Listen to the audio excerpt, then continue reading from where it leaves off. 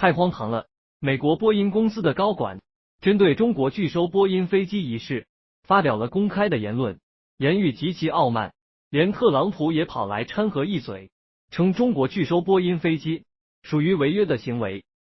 这实在是让人有点忍俊不禁了。明明是特朗普首先发起了关税大战，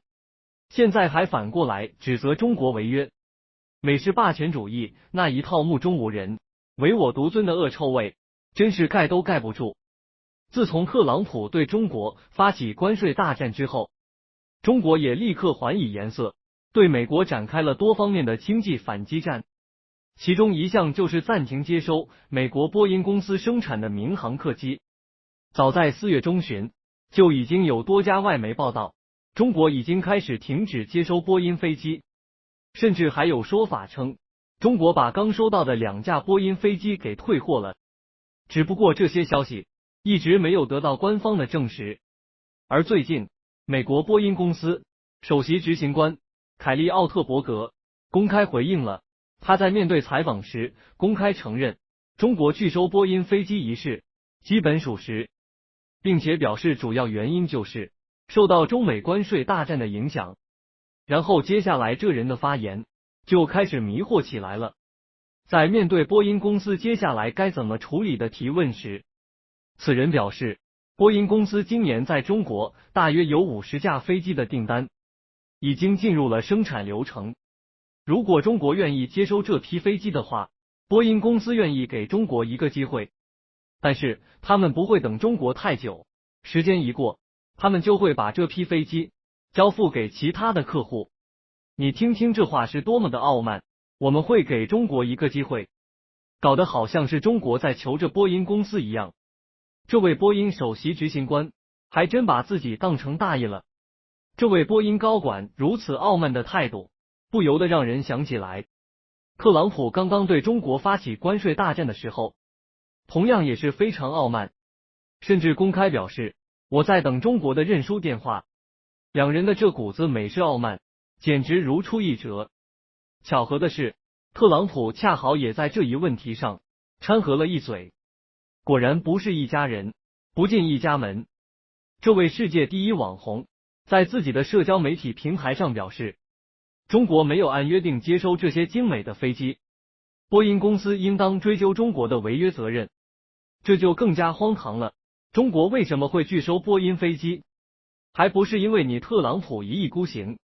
对中国发起关税大战，扰乱世界经济，逼得中国不得不发起反击。现在居然又反过来指责中国，真是滑天下之大稽。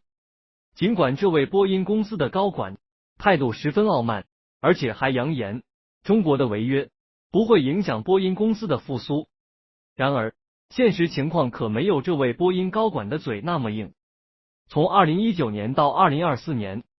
波音公司连续6年公司财报呈现净亏损状态，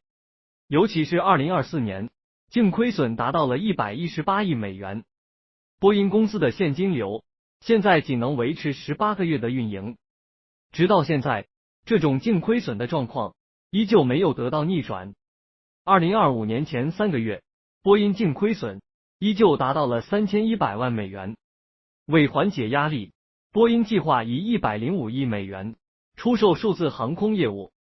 并削减30%的研发预算，尽可能的节省开支。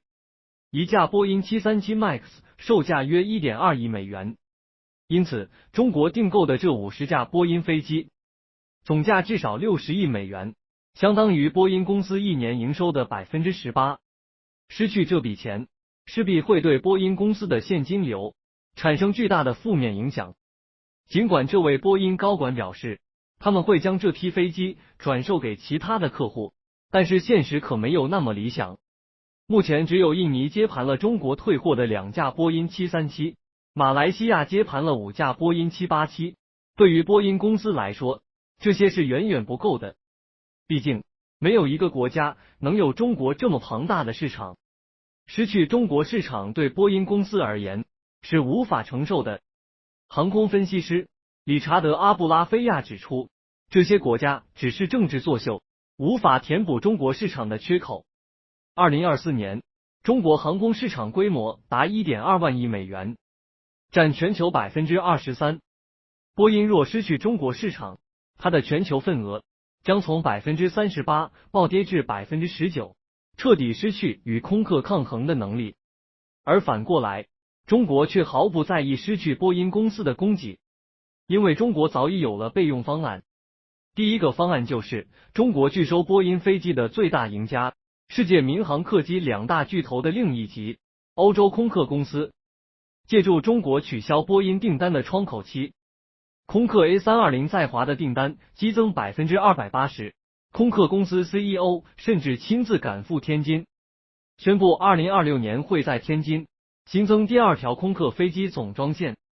中国民航局数据显示，2025年国内载体客机需求中，波音份额已从2019年的 48% 降至 12%， 而空客的份额则在短短几年里从 15% 跃升到至少 60%。 可以说空客公司是赚得盆满钵满。除了空客公司以外，我国的第二条备用方案就是备受期待的国产 C919 干线客机。这款飞机已实现量产，并直飞了京沪航线。2025年计划交付120架，国产化率也从 60% 提高到了 85%。至于剩下的 15%， 空客公司早已拍着胸脯表示，美国不卖，我们卖。可以说，现在的主动权就是在中国手里，不是你波音给我们机会，而应该是我们考虑一下，要不要给你波音一个机会。当波音高管仍在幻想中国离不开我们时，空客公司和国产 C919 客机的组合拳，还有波音公司亏损的财报，瞬间就让他的幻想变得无比可笑。不是中国离不开波音，恰恰是波音离不开中国。